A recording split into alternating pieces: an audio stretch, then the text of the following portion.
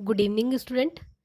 Myself Rashmi Sharma, Department of Botany, Pandit Jawaharlal Nehru arts and science PG college Bemetara Chhattisgarh. आज का हमारा topic है एसेक्सुअल रिप्रोडक्शन इन एल्गी, शैवालों में अलैंगिक जनन। ये पार्ट 2 है। इसके पहले हमने देखा है वेजिटेटिव रिप्रोडक्शन इन एल्गी, शैवालों में कायिक जनन। आज हम part 2 asexual reproduction in algae देखेंगे। सबसे पहले ये देखते हैं कि एसेक्सुअल रिप्रोडक्शन होता क्या है। तो सेल का प्रोटोप्लास्ट बहुत सारे पार्ट्स में डिवाइड हो जाता है या फिर स्पोरेंजिया हो सकती है, और ये स्पोरेंजिया के फॉर्म में सेल्स डेवलप हो जाती है। बाद में इनका सेल बहुत सारे पार्ट्स के अंदर डिवाइड होता है, तो वो स्पोर के रूप में डेवलप हो सकता है, जो मोटाइल हो सकते हैं या नॉन मोटाइल भी हो सकते हैं। ये प्रोसेस में फर्टिलाइजेशन नहीं होता है। न्यूक्लियस का फ्यूज़न, इट मीन्स फर्टिलाइजेशन नहीं होता है, मतलब कि न्यूक्लियस का फ्यूज़न नहीं होता है, इसलिए यहाँ पर सेल का प्रोटोप्लाज्म भाग लेता है। ये बहुत सारे स्पोर्स का स्पेशल स्ट्रक्चर के द्वारा एसेक्सुअल रिप्रोडक्शन होता है। ओवरऑल यदि देखा जाए तो एसेक्सुअल रिप्रोडक्शन में फर्टिलाइजेशन की प्रोसेस नहीं होती है। तो डिवाइड क्या होता है? डिवाइड होता है इनका प्रोटोप्लास्ट जो पाया जाता है वो डिफरेंट स्ट्रक्चर में, अलग अलग टाइप के स्ट्रक्चर में क्या होता है? डिवाइड होता है। इसे ही हम मेनली एसेक्सुअल रिप्रोडक्शन में देखते हैं।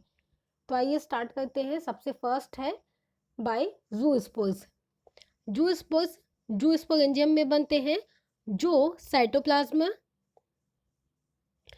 जो क्या है, जो साइटोप्लाज्म है, वो जो इनका साइटोप्लाज्म है वो डिवाइड होकर जूस्पोर का फॉर्मेशन करता है, जो बाद में अदर सेल्स या मदर सेल से बाहर निकल जाते हैं या फेवरेबल कंडीशन में ये बनते हैं। अब ये फेवरेबल कंडीशन में क्यों बनते हैं? क्योंकि इस प्रकार का रिप्रोडक्शन फेवरेबल कंडीशन में पाया जाता है। इसको जूस्पोर नाम क्यों दिया गया है? क्योंकि ये मोटाइल स्ट्रक्चर है एंड इसमें फ्लैजिला प्रेजेंट होते हैं। ये एसेक्सुअल स्ट्रक्चर है। कुछ जूस्पोर्स फ्लैजिला की हेल्प से वाटर में जा करके वाटर को एब्जॉर्ब करते हैं एंड न्यू प्लांट को जर्मिनेट करते हैं।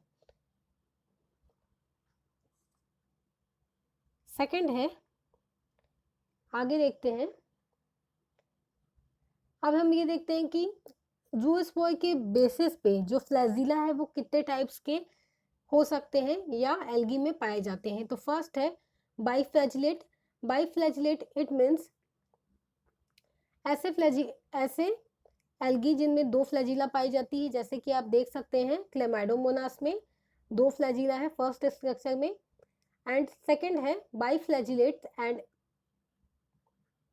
क्वाड्रिफ्लैजिलेट, जो कि हमको यूलोथोरिक्स एंड क्लैडोफोरा में देखने को मिलता है। सेकंड डायग्राम में आप देख सकते हैं 2 या 4 फ्लैजिला इसमें पाए जाते हैं। किनमें? यूलोथोरिक्स में। नेक्स्ट है मल्टीफ्लैजिलेट, ऊडोगोनियम में दिखाई पड़ता है। डायग्राम में आप देख सकते हैं कि ऊडोगोनियम में मल्टीफ्लैजिलेट पाया जाता है। एंड नेक्स्ट है कंपाउंड जूस्पोर। कंपाउंड जूस्पोर जो कि वाउचेरिया में देखने को मिलता है। इट मीन्स उसके कंप्लीट सेल्स में जूस्पोर पाए जाते हैं। सेल के चारों तरफ जूस्पोर क्या होते हैं? पाए जाते हैं। आगे देखते हैं बाय अप्लानोस्पोर। बाय अप्लानोस्पोर या अचल बीजाणु। अप्लानोस्पोर को हम अचल बीजाणु या इनमें मोटाइल फेस एलिमिनेट होता है। अप्लानोस्पोर को हम एप्लानोस्पोर इसलिए कहते हैं क्योंकि इनमें जो मोटाइल फेस है वो एब्सेंट होता है या एलिमिनेट होता है। ये स्पोर जब न्यू प्लांट में डेवलप होने वाले होते हैं तो क्या करते हैं कि ये अपनी फ्लैजिला को रिमूव कर देते हैं एंड एक जगह पे स्टेबल होकर न्यू प्लांट में चेंज हो जाते हैं। तब इन स्पोर को हम एप्लानोस्पोर कहते हैं। ये नॉन मोटाइल होते हैं, नॉन फ्लैजिलेटेड होते हैं और इनके अंदर एक डिस्टिंक्ट सेल वॉल पाई जाती है। एप्लानोस्पोर अनफेवरेबल कंडीशन में डेवलप होते हैं एंड फेवरेबल कंडीशन में मोटाइल स्पोर जर्मिनेट हो जाते हैं, और जब कंडीशन अनफेवरेबल होता है तो मोटाइल स्पोर अपने फ्लैजिला को रिमूव कर देते हैं एंड एप्लानोस्पोर में चेंज हो जाते हैं। एंड इच एप्लानोस्पोर, और प्रत्येक जो एप्लानोस्पोर है उनमें ये कैपेसिटी पाई जाती है कि वो न्यू प्लांट में चेंज हो सके। एग्जाम्पल है यूलोथ्रिक्स, प्रोटोसाइफोन, वाउचेरिया एंड स्पायरोगायरा। जैसा कि आप डायग्राम में यहाँ देख सकते हैं कि कैसे एप्लानोस्पोर से न्यू प्लांट का डेवलपमेंट हुआ है। नेक्स्ट है हेप्नोस्पोर। ये अनफेवरेबल कंडीशन में बनते हैं। क्या होता है जब अनफेवरेबल कंडीशन में ये होते हैं तब एप्लानोस्पोर, जो हमने अभी पढ़ के हम आए हैं, एप्लानोस्पोर अनफेवरेबल कंडीशन में अपने चारों तरफ एक मोटी वॉल का निर्माण कर लेता है कि उनमें ज़्यादा से ज़्यादा चेंजेस ना हो सके। अनफेवरेबल कंडीशन में एप्लानोस्पोर में ज़्यादा से ज़्यादा चेंजेस ना हो सके, इसलिए वो क्या करता है, एप्लानोस्पोर अपने चारों तरफ एक मोटी वॉल भित्ति का निर्माण कर लेता है। तो जब ये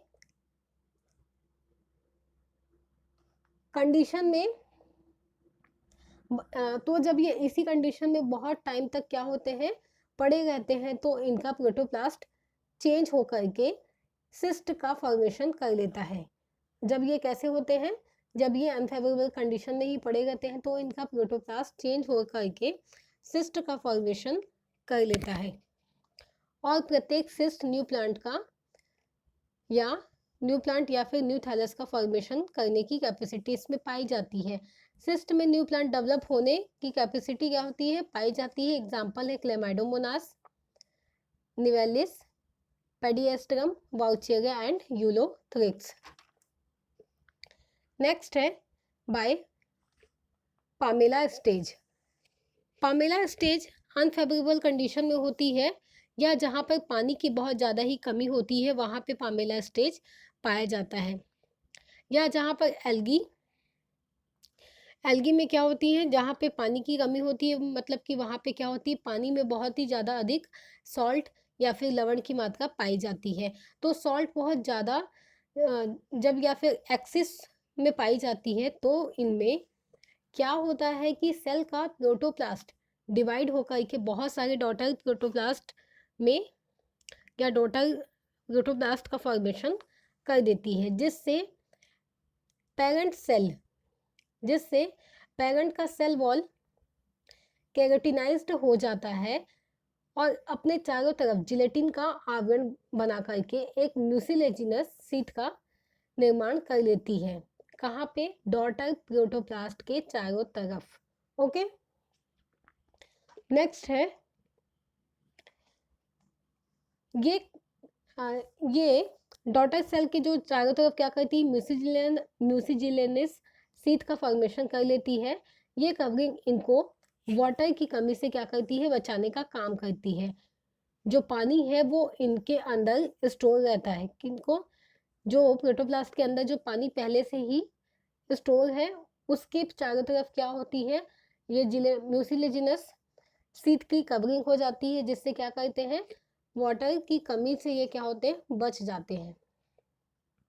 जब फेवरेबल कंडीशन आता है तो ये जिलेटिनस वॉल डिसॉल्व हो जाते हैं और जो कंटेंट है इनके अंदर में, प्रोटोप्लास्ट के अंदर में जो कंटेंट है वो रिलीज हो जाता है। तो मोटाइल स्पोर के फॉर्म में या नॉन मोटाइल के फॉर्म में क्या होता है, उसके अंदर प्रेजेंट जो कंटेंट है वो मोटाइल फॉर्म में या फिर नॉन मोटाइल के फॉर्म में रिलीज हो जाता है एंड जर्मिनेट होकर न्यू प्लांट का या फिर न्यू थैलस का फॉर्मेशन करता है, जैसे कि क्लेमाइडोमोनास एंड यूलोथरिक्स। आप देख सकते हैं कि इस फर्स्ट वाले स्ट्रक्चर में क्या है, एक प्रोटोप्लास्ट के अंदर बहुत सारे क्या पाए जा रहे हैं, स्पोर्स पाए जा रहे हैं, ठीक है, जो क्या होते हैं, कुछ मोटाइल होते हैं एंड कुछ मोटाइल होते हैं एंड कुछ नॉन मोटाइल होते हैं, ठीक है। तो जैसे ही प्रोटोप्लास्ट की वॉल जो है फेवरेबल कंडीशन जब आती है वो तो क्या होता है फेवरेबल कंडीशन में प्रोटोप्लास्ट की वॉल जो है वो टूट जाती है और उनसे कुछ मोटाइल एंड कुछ नॉन मोटाइल जो स्पोर्स होते हैं वो बाहर निकलकर न्यू थैलस का फॉर्मेशन कर लेते हैं, जो कि हमको देखने को मिलता है क्लेमाइडोमोनास में एंड यूलोथ्रिक्स में। नेक्स्ट है ऑटोस्पोर। ऑटोस्पोर ये एप्लानोस्पोर के जैसे ही होते हैं, पर इनका मेन डिफरेंस क्या होता है, इनके साइज का। इनका साइज कैसा होता है, इनमें सभी कैरेक्टर एप्लानोस्पोर के समान होता है, लेकिन इनका जो मेन डिफरेंस है वो कहाँ पे आता है, साइज में आता है। ये एप्लानोस्पोर के तुलना में बहुत ही छोटे होते हैं। प्रत्येक ऑटोस्पोर में न्यू प्लांट जर्मिनेट करने की क्षमता पाई जाती है, जैसे कि Scenedesmus, Pandorina, Chlorella, Volvox and Ulothrix. Okay, आप डायग्राम में देख सकते हैं कि एक मदर ऑटोस्पोर के अंदर में छोटे छोटे क्या है स्पोर्स और छोटे छोटे स्पोर्स प्रेजेंट है एंड यही जब स्पोर क्या होते हैं, स्पोर की जब मदर स्पोर की जब वॉल जब टूट जाती है तो ये ऑटो स्पोर सेल से बाहर आके जर्मिनेट होकर न्यू थैलस का फॉर्मेशन करते हैं। नेक्स्ट है एंडोस्पोर। ये मेनली ब्लू ग्रीन एल्गी में पाए जाते हैं, जैसे कि ब्लू ग्रीन एल्गी या फिर बेसिलोरियोफाइटा की फैमिली के अंदर ये पाए जाते हैं। एंडोस्पोर सेल के अंदर, देखिए नाम से ही पता है कि एंडोस्पोर जो होते हैं वो कैसे होते हैं, सेल के अंदर भी बनते हैं, इसलिए इन्हें क्या कहा जाता है, एंडोस्पोर कहा जाता है।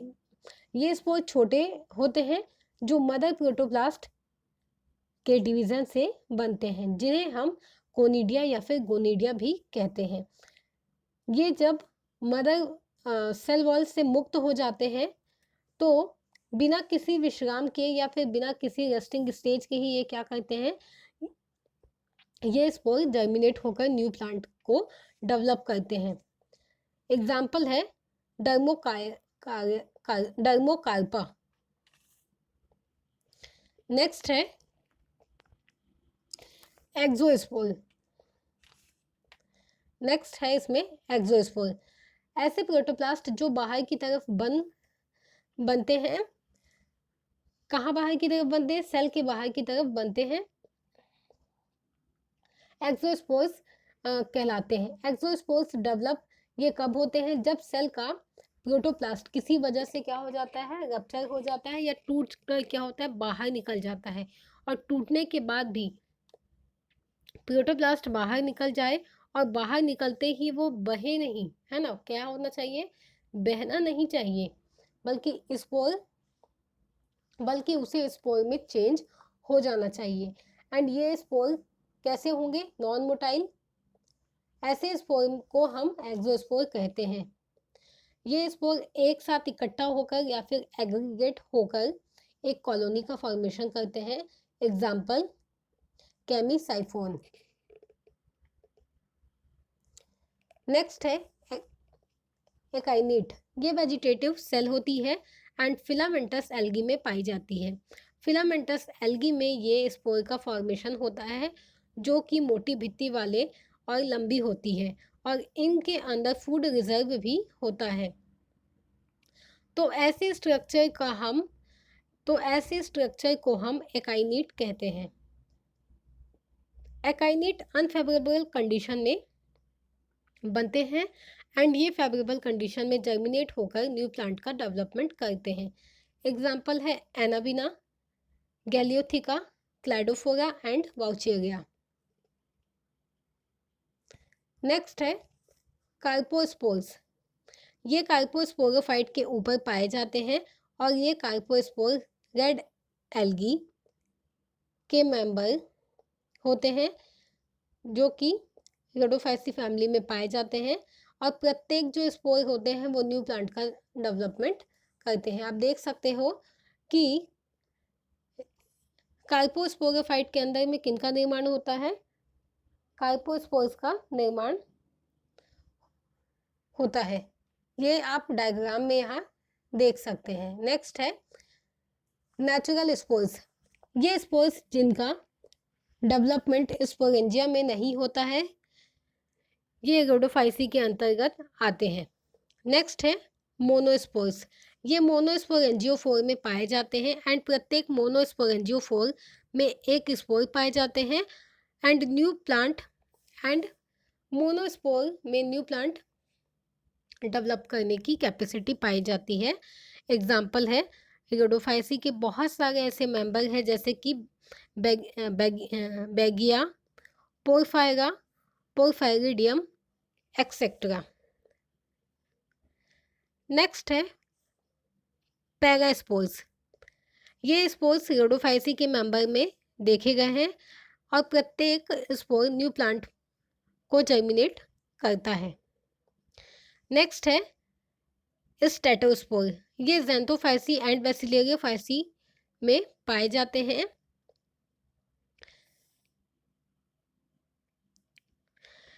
इनकी जो पैरिनेटिंग बॉडी होती है, ये इनकी बॉडी पैरिनेटिंग बॉडी होती है। इट मीन्स चिरकाल स्ट्रक्चर इनमें पाई जाती है जो कभी भी नष्ट नहीं होते हैं। नेक्स्ट है डॉटर कॉलोनीज। ये मेनली वॉल्वोकेल्स एंड क्लोरोकोकेल्स में पाई जाती है। इनमें डॉटर सेल कॉलोनीज के फॉर्म में पाई जाती है। इनके एग्जाम्पल है वॉल्वॉक्स, पेडिएस्ट्रम एंड हाइड्रोडिक्टियन। आप देख सकते हैं कि वॉल्वॉक्स की जो कॉलोनी होती है वो कैसी पाई जाती है, वो गोल शेप की एंड कॉलोनी के फॉर्म में पाई जाती है जो पानी के ऊपर स्विम करते रहती है। नेक्स्ट है गोंगोरोसिया स्टेज ऑफ वाउचेरिया। वाउचेरिया की जो पर्टिकुलर स्टेज है उसे एसेक्सुअल रिप्रोडक्शन माना जाता है। वाउचेरिया में फिलामेंटस, वाउचेरिया कैसे होते हैं, फिलामेंटस होते हैं जिनमें सेप्टा नहीं पाया जाता है। उन फिलामेंट का प्रोटोप्लास्ट बहुत सारे छोटे छोटे पार्ट्स में डिवाइड हो जाता है और ये बहुत सारे सिस्ट जो कि कैसे होते हैं, नॉन मोटाइल फॉर्म के होते हैं, उनका फॉर्मेशन करती है। ओके, जिनको ही क्या कहा जाता है, गोंगोरोसिया कहा जाता है। नेक्स्ट है एंड्रोस्पोर्स। अब देखते हैं एंड्रोस्पोर का फॉर्मेशन कैसे होता है। तो ये स्पोर ऊडोगोनियम की एंड्रोस्पोर्स, आप जब ऊडोगोनियम पढ़े होंगे तो आपने उसमें पढ़ा होगा कि जो ऊडोगोनियम होते हैं उनमें क्या पाया जाता है, एंड्रोस्पोर्स पाया जाता है। एंड एंड्रोस्पोर का फॉर्मेशन कहाँ पे होता है, एंड्रोस्पोर रेंजियोफोर के अंदर में एंड्रोस्पोर का फॉर्मेशन होता है। तो एंड्रोस्पोर मल्टीफ्लैजिलेट होते हैं और जब ये जर्मिनेट होते हैं तो छोटे छोटे ड्वार्फ मेल का फॉर्मेशन करते हैं। नेक्स्ट है नैनोसिस्ट। ये साइनोफाइसी के मेंबर है या साइनोफाइसी के मेंबर में पाए जाते हैं और साइनोफाइसी की सेल बहुत बार डिवाइड होकर के बहुत छोटी छोटी सेल्स का फॉर्मेशन करती है जिसे नैनोसिस्ट कहा जाता है। ये सेल्स एक म्यूसिलेजिनस सीथ के अंदर कवर्ड रहती है। ये सेल डिवाइड होकर बाहर नहीं निकलती है। क्या करती है, ये सेल डिवाइड होकर बाहर नहीं निकलती है जब, बल्कि पेरेंट सेल के अंदर में ही रहती है और वहीं पर डिवाइड होकर म्यूसिलेजिनस सीथ का फॉर्मेशन हो जाता है और ये नए प्लांट के या फिर नए प्लांट को फॉर्म करने की या फिर नए प्लांट को उत्पन्न करने की इनमें कैपेबिलिटी पाई जाती है। ओके, तो आज हमने देखा reproduction, asexual reproduction in algae. Thank you.